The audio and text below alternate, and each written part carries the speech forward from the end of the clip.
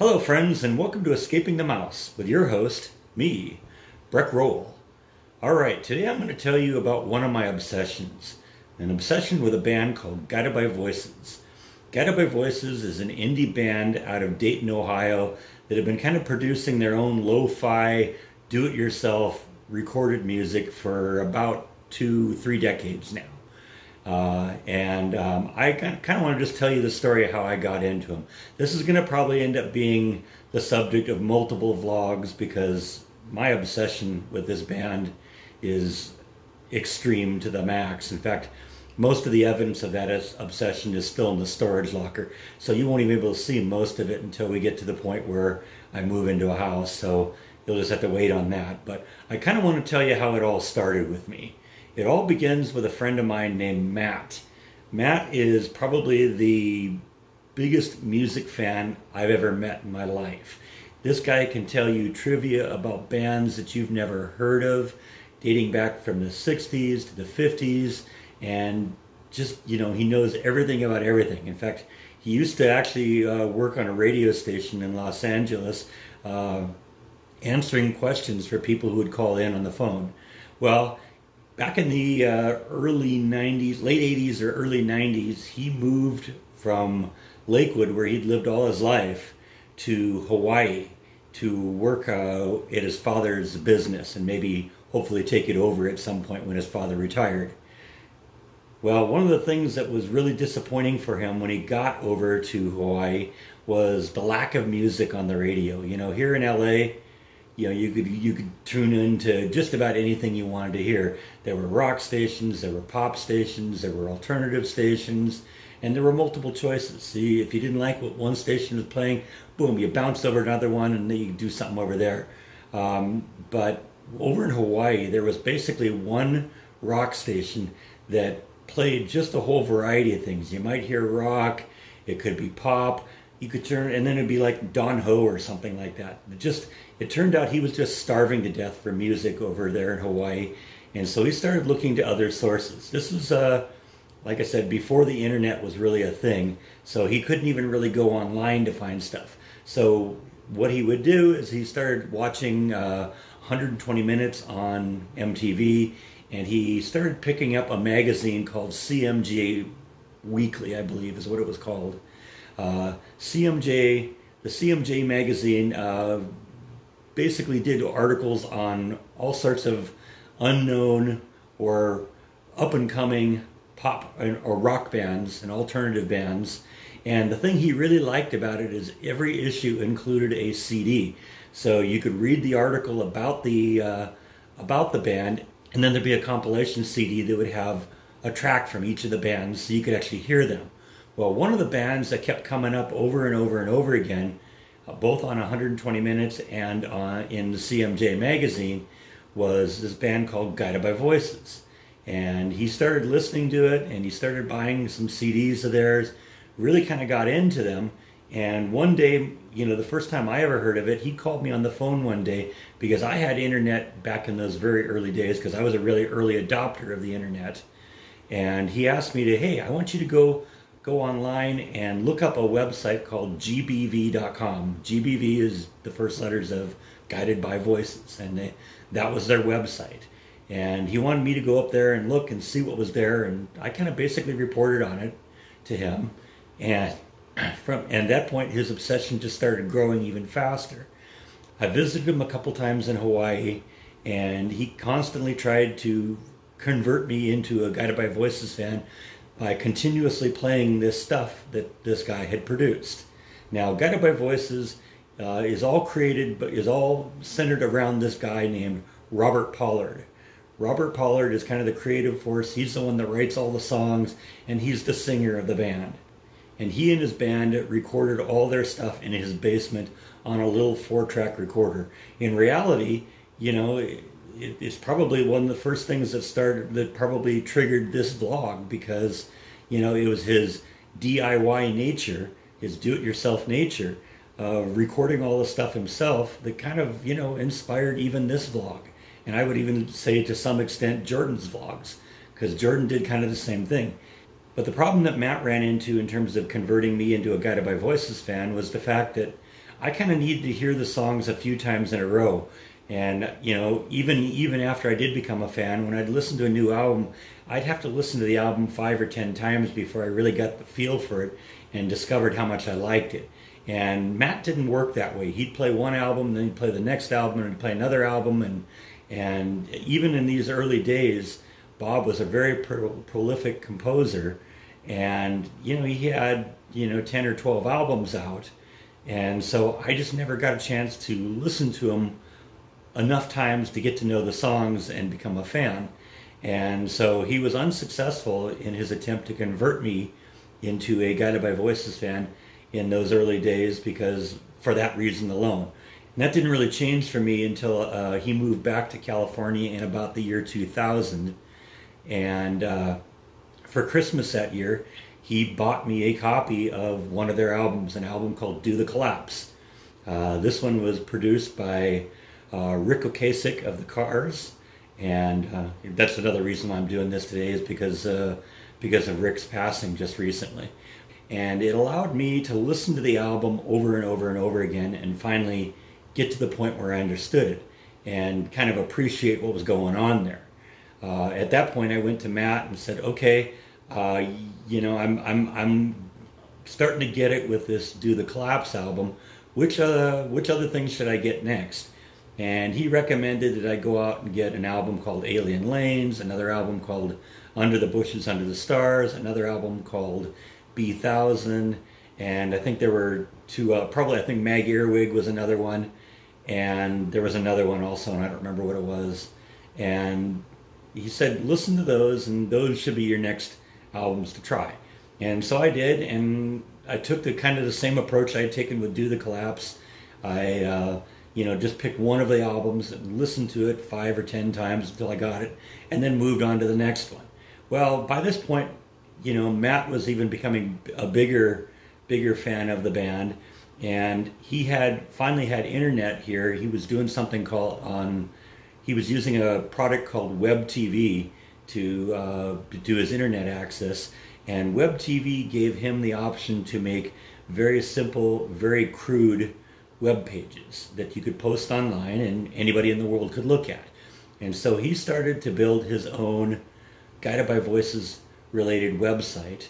And at that point I had already done a couple of websites because I had been involved with a couple of local bands and I'd done websites for them. So he brought me over to his house one day and asked me to look at his website. And it was simple, it was primitive, it had a few pictures, it had some information about the band and its members and stuff like that. But it didn't have, there wasn't the option to have a lot of space, so he's very limited on his content. Well, at that point I said, well, you know what, I'm starting to become a little bit of a fan of this band myself. Maybe I should build our own website and do one for real, because I had the real tools for doing it and the ability to create the website and the ability to, keep it going and get a real website with a domain and the whole works. And so it wasn't long after that I purchased a domain on the internet called guidedbyrobertpollard.com. And at that point we transferred his entire website over to mine, over to the Guided by Robert Pollard page, and began adding additional content, including some exclusive content that we ourselves have provided. In the early days, it included things like, photographs of concerts, a discography. There was a discography on the official GBV page, but we thought ours was a little bit better because it had, a little bit more information on it. And we had some exclusive content from certain members of the band who had contributed to the site. And Matt and I continued to run that website for, another 10 or 12 years. At that point, I kind of had to give it up a little bit. Money was starting to get a little tight, and I had to get rid of some of the things that I wasn't necessarily doing a lot of. So but I didn't want the website to go away. So I transferred the website to another Guided by Voices fan who basically maintained it for a few years. And then about 2 years ago, Matt said he was interested in getting back involved in the website again, and money was a little bit less of an issue for me. So I contacted the person who I'd transferred the website to. He hadn't really done anything with it. He'd basically just left it as is and hadn't really changed anything about it. And so we decided to try and get it back, and the person very gratefully gave it back to us. And we've redone the website, and it's now on its about fourth version, because we've done multiple revisions over the years, and the website goes from there. The website itself has started becoming a little bit more popular because a number of years ago I was in a serious collection phase with this band. Everything I could find I was trying to pick up. I was picking up every album. I mean, this was quite a task because Bob was a very prolific writer, and in fact, when he got past the album right after Do the Claps, which was called Isolation Drills, he went back to Matador Records, where he had been in his early days. And one of the conditions he had when he went into Matador Records was that he could release as much side material as he wanted, provided he kept up with the requirements of the label. And so he started releasing 4, 5, 6, 7 projects a year, in addition to his regular Guided by Voices stuff. He'd release all sorts of side projects, and he'd form little side bands with his friends, and he'd release an album and stuff like that under names like Circus Devils and the Takeovers and just dozens of others. And this guy had so much content that it just really almost became a chore to do it. A couple years ago, he released a picture book where he had large scale images of every cover of every album he'd released, and he had 100 albums out. People, when they're asked about the most prolific artists, they talk about Lennon, McCartney, they talk about Bob Dylan. Yeah, Bob smokes both of them. In fact, both of them combined, Bob has more content. I at one point had on my website what I called a Guided by Voices super list, where I listed every song and what album it was on, and it was just a big long list. And this was probably 10 years ago I did this, and even in those days I had like 3,000 or 4,000 songs that he'd produced.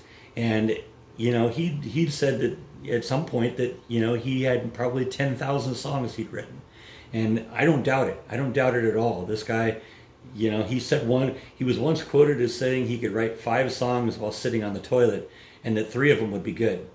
So it's been a major, almost a full-time job just keeping up with this stuff. Well, when I was in the major collection phase, it included this was in the days when BitTorrent was still wild, when Napster was still wild, and there were a lot of like bootleg concerts bouncing around the internet. And basically anytime I could find a concert, I would download it, and I actually had so much stuff that I forgot about some of it.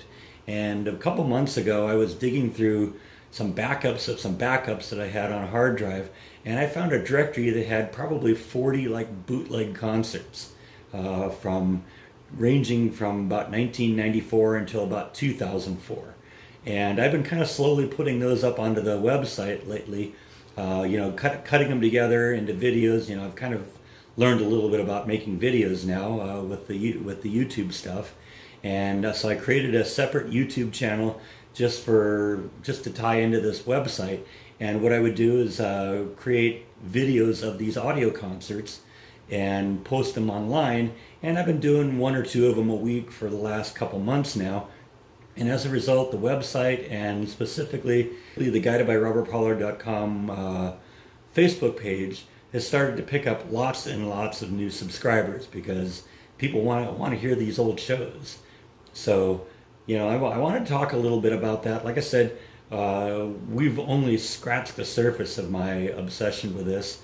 I've got in my primary collection phase, I was buying rare albums. I was getting every concert poster I had. In fact, the upper level of my house in California was all Guided by Voices posters.